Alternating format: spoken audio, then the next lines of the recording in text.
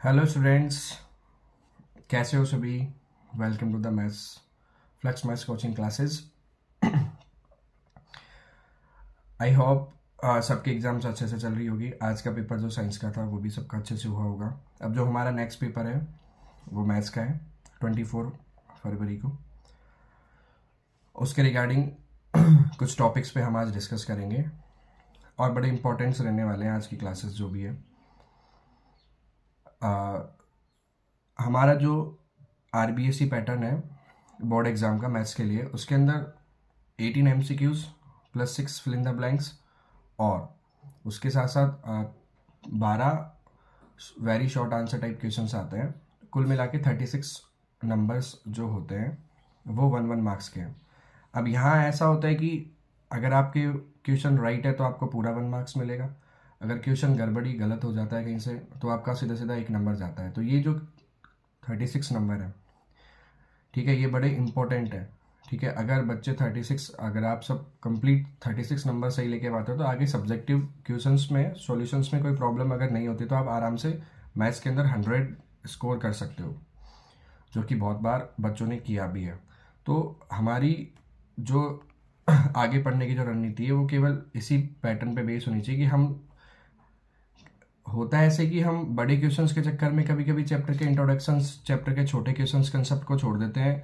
फिर एग्जामिनर वहीं से कुछ क्वेश्चंस पुटअप करता है और फिर वो हमसे नहीं आ पाते। बाद में हम सोचते हैं कि यार ये क्वेश्चंस तो इजी था, कैसे हो गया, कहाँ गया नंबर। फिर वो छोटी छोटी गलतियाँ जो होती है वो, तो हम उन्हीं मिस्टेक्स को कम करने का आज ट्राई करेंगे। लास्ट हमारे पास अब 3 दिन है तो उसके लिए बड़े क्वेश्चंस को तो देखना ही है, साथ में सब्जेक्टिव जो क्वेश्चन सॉल्व करेंगे, लेकिन साथ में हमको चैप्टर्स के इंट्रोडक्शंस को बहुत तरीके से पढ़ना है और जो चैप्टर जिस बारे में कहना चाहता है उस चैप्टर का नॉलेज कंप्लीट वो हमको पढ़नी है। जैसे हमारा फर्स्ट चैप्टर है रियल नंबर। अब चैप्टर के अगर क्वेश्चंस की बात करें तो चैप्टर में बड़े क्वेश्चंस क्या आ सकते हैं। बड़े क्वेश्चंस एलसीएम एचसीएफ को छोड़ के, एलसीएम एचसीएफ, और एक जो हमारा बड़ा क्वेश्चन है वो है इरेशनल नंबर प्रूफ करने का। बस ये हमने आराम से पढ़ रखे हैं। लेकिन फिर कंसेप्ट जो जहाँ से क्वेश्चन पूछ जाते हैं, जैसे लास्ट ईयर एक क्वेश्चन पूछ लिया गया था कि कौन से ऐसे कोई भी 2 नंबर्स का पेयर बताओ जिसमें एलसीएम और एचसीएफ दोनों इक्वल होने चाहिए, मतलब ऐसे एलसीएम और एचसीएफ इक्वल हो जाए वैसे नंबर बताओ। तो वो नंबर किस टाइप का होना चाहिए इसमें एलसीएम और एचसीएफ दोनों की वैल्यू सेम हो जाए। तो उसके लिए नंबर्स का ऑप्शंस दिए गए, भाई इक्वल होने चाहिए, रैशनल होने चाहिए, प्राइम होने चाहिए, ऐसे कुछ नंबर। तो दोनों नंबर्स का इक्वल होना बहुत ज़रूरी है इस वाले क्वेश्चन के लिए। तो एलसीएम और एचसीएफ से रिगार्डिंग कुछ क्वेश्चन इस तरीके से पूछ लिए जाते हैं। तो उसके लिए हमारा जो इस चैप्टर का जो कंप्लीट है वो एक बार हम डिस्कस करते हैं। इस चैप्टर में इंपॉर्टेंट चीज़ें क्या है। इस चैप्टर में एज ए इंपॉर्टेंट चीज़ें तो ये है कि जो रियल नंबर्स होते हैं वो क्या होते हैं। रियल नंबर्स जो होते हैं वो रैशनल और इरेशनल नंबर का पेयर ग्रुप होता है कंप्लीट, जिसमें रैशनल और इरेशनल दोनों नंबर्स आते हैं, वो रियल नंबर्स होते हैं। उन नंबर्स को हम पी अपॉन क्यू की फॉर्म में राइट, या फिर एक फिर रैशनल नंबर्स कौन से होते हैं, ऐसे नंबर्स जिनको हम पी अपॉन क्यू की फॉर्म में राइट कर दें और वे वहाँ पर q is not equal to zero, मतलब वैल्यू अपॉन की जो वैल्यू है जीरो नहीं होनी चाहिए। और साथ में हम ये भी कंसिडर करते हैं कि जो पी अपॉन क्यू के अंदर जो पी और क्यू जो होते हैं वो कम्प्लीटली कोप्राइम नंबर्स होने चाहिए। कोप्राइम नंबर्स कौन से नंबर होते हैं, ऐसे नंबर्स का पेयर, अब चाहे वो कंजुगेटिव हो या फिर अलग अलग हो डिफरेंट, उनका जो कॉमन फैक्टर है वो केवल 1 आना चाहिए। उन नंबर को कोप्राइम नंबर्स बोलते हैं। तो जो पी अपॉन क्यू की फॉर्म में पी और क्यू दोनों का जो पेयर बनता है वो कोप्राइम की फॉर्म में बनना चाहिए। फिर इरेशनल नंबर्स कौन से होते हैं। इरेशनल नंबर्स वो होते हैं, ठीक है, इरेशनल नंबर ऐसे, एक तो इंटीजर्स में से वो इंटीजर्स जो परफेक्टली स्क्वायर नंबर नहीं होते, उनका रूट्स फाइंड आप कंप्लीट तरीके से नहीं कर सकते स्क्वायर रूट, वो नंबर आपके इरेशनल नंबर होते हैं। या फिर ऐसे नंबर्स जिनका decimal expansion non terminating non recovering हो, मतलब डिवाइड कंप्लीट ना हो और वो चलता जाए, रिपीट ना हो, तो वो नंबर्स भी कैसे होते हैं, इरेशनल नंबर होता है। अब रैशनल और इरेशनल के आगे रिगार्डिंग और क्या है इस चैप्टर के अंदर एक थ्योरम आती है तो बड़ी इंपॉर्टेंट है, फंडामेंटल थ्योरम ऑफ अरिथमेटिक। अब ये थ्योरम क्या कहती है, आपको थ्योरम का केवल स्टेटमेंट देखना है और कुछ भी नहीं है, बस उसके रिगार्डिंग क्वेश्चन अगर आता है तो हम बता सकते हैं। Every composite number can be express या फिर फैक्टराइज जानते ही हो, प्राइम फैक्टराइज जो भी है, as a product of primes. तो इसको हम प्राइम फैक्टराइजेशन भी बोल सकते हैं कि every composite number can be expressed as a product of primes and this factorization is unique apart from the order in which the prime factor occur. Order का कुछ नहीं चलेगा, ऑर्डर उल्टे सीधे कैसे भी हो सकते हैं. जैसे यहाँ पे कुछ नंबर्स लिखे गए हैं 5313, इसको हमने 4 अलग अलग प्राइम नंबर्स में फैक्टराइज कर रखा है, 3, 7, 11 और 23. मतलब इन 4 प्राइम नंबर्स का इसके अंदर डिवाइड जाएगा. तो ये जो नंबर हो गया, ये कौन सा नंबर हो गया? कंपोजिट नंबर हो गया. ठीक है, ये कुछ एग्जाम्पल्स है इनके प्राइम नंबर्स है, सारे के सारे पॉजिटिव इंटीजर्स है. ध्यान रखना, इंटीजर्स में कभी कभी सिंपली पूछ लिया जाता है पॉजिटिव नेगेटिव. तो पॉजिटिव इंटीजर्स 1 2 3 4 5, नेगेटिव इंटीजर -1 -2 -3, और जो जीरो होता है वो ना पॉजिटिव होता है ना नेगेटिव होता है.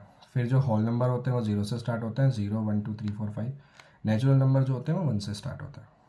ठीक है, तो कोई भी नंबर हो, प्राइम नंबर को छोड़ के जो भी नंबर्स है उन सबको हम किस में एक्सप्रेस कर सकते हैं? उसके प्राइम नंबर्स के प्रोडक्ट के फॉर्म में एक्सप्रेस करते हैं. तो ये फंडामेंटल थ्योरम होती है हमारे यहाँ से. तो एक तो ये 1.1 थ्योरम. उसके अलावा नंबर्स के प्राइम नंबर्स फाइंड करना, ये एलसीएम और एचसीएफ फाइंड करना. इसके रिगार्डिंग एक हमारा फॉर्मूला भी है प्राइम नंबर्स फाइंड करने का, वो ये रहा. ठीक है, एचसीएफ कोई भी दो नंबर है ए और b for any 2 positive integers a and b. HCF of a and b multiply LCM. LCM और एचसीएफ दोनों का जो प्रोडक्ट होता है उन दोनों नंबर्स के प्रोडक्ट के इक्वल होता है. तो ये एक फॉर्मूला है, ये वेरिफिकेशन के लिए भी पूछा जा सकता है और डायरेक्ट यहाँ से क्वेश्चन भी पुटअप किया जा सकता है. ठीक है, और ये केवल 2 नंबर्स के लिए पूछा जाएगा. अगर आपसे 3 नंबर के एलसीएम और एचसीएफ 3 अलग अलग नंबर्स या फिर 3 अलग अलग डिजिट दे रखी है तो उसके लिए हमको नहीं करना. ए की पावर एन वाला क्वेश्चन होता है कौन सी पावर, किस नंबर की पावर एन डिजिट 0 पर एंड होती है. तो ऐसे नंबर्स जो 5 और 2, ठीक है, या तो 5 से डिविजिबल हो या फिर उसके प्रोडक्ट उसमें 2 और 5 हो, तो वो नंबर ही केवल किस में एंड होंगे? 0 पे. या फिर आप नेचुरल नंबर की वैल्यू रख के चेक कर लो आराम से. आप 1 2 3 रख के चेक करोगे, उसी में पैटर्न समझ में आ जाएगा, तो डायरेक्ट समझ में आ सकता है.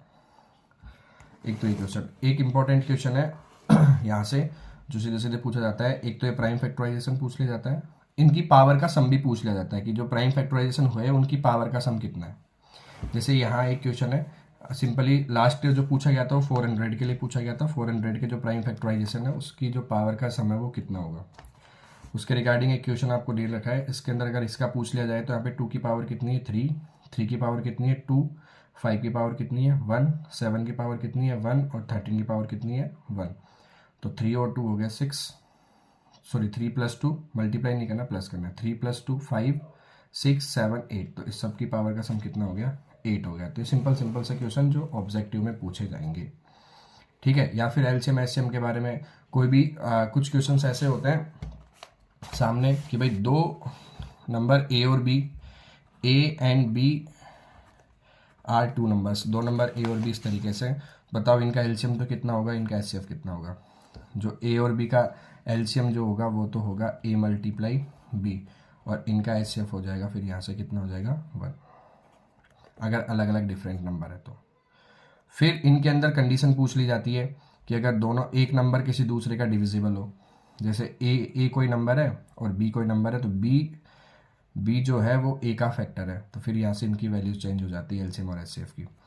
सिंपल सा एक क्वेश्चन पूछा जाता है कि भाई a and b are 2 consecutive number है, कंटिन्यू आने वाले नंबर है, तो इनका एलसीएम कितना होगा? इनका एलसीएम वही ए × बी, और एचसीएफ कितना हो जाएगा? 1 हो जाएगा. इवन नंबर्स में पूछ लिया जाए a and b 2 even number है कंसेक्यूटिव, तो इनका एलसीएम कितना होगा? एचसीएफ कितना होगा? तो एलसीएम पूछ लिया जाए तो एलसीएम तो हो जाएगा सीधा सा इवन जो नंबर होते हैं उनका एलसीएम होता है ए. एचसीएफ जो होता है वो 2 होता है. कितना होता है? 2. इवन नंबर कोई भी हो उनका एचसीएफ हमेशा स्टार्टिंग अगर कंसेक्यूटिव है, तो अलग अलग है तो फिर बात अलग है. जैसे मान लो 4 और 6 हो गए, 8 और 10 हो गए, तो इन सब का जो एचसीएफ आएगा वो केवल कितना आएगा? 2 ही आएगा. ऐसे नंबर्स इसके बारे में सीधा. और एलसीएम और एचसीएफ के बारे में अगर आपसे पूछ लिया जाए तो आप सिंपल से क्वेश्चन कर दो. यहाँ से एक क्वेश्चन ये निकल के आएगा, ये प्रूव करने वाला. √3 √2 ये हर बार पूछा जाता है. और इस टाइप 4 नंबर के एक्सरसाइज है, कंप्लीटली जो पैटर्न होने वाला है वो इसी तरीके का होने वाला है कि एलसीएम एचसीएफ से क्वेश्चन आएंगे, रैशनल इरेशनल से क्वेश्चन आएंगे. 3 डिजिट का हमको नहीं देखना है, यहाँ से क्वेश्चन आते नहीं क्योंकि एग्जाम में हमारे लिए है नहीं. ठीक है, तो ये हमारा फर्स्ट चैप्टर का पूरा इंट्रो था कंप्लीट. एक बार इसको आप तरीके से पढ़ोगे. और हाँ, साथ में एक और बात है, अगर आप चाहते हो कि क्वेश्चन किस तरीके से फॉलो हो रहे हैं, क्या कंसेप्ट चल रहा है, तो आप लास्ट 2 ईयर्स के 2 पेपर मैथ्स के लिए 2024 2025 दोनों ईयर के पेपर, और जो आरबीएसई ने बोर्ड ने इस बार जो मॉडल पेपर डाला है वो, और हाफ ईयरली का पेपर इस साल का, एक बार इनको ज़रूर चेक कर ले और क्वेश्चन देख ले। क्वेश्चन रिपीट होते हैं बार बार, कुछ क्वेश्चन ऐसे होते हैं बहुत ज़्यादा जो बार बार रिपीट हो रखे होते हैं, तो इससे एक बार आप देखोगे तो पेपर पैटर्न का आपको पता चलेगा। Thank you.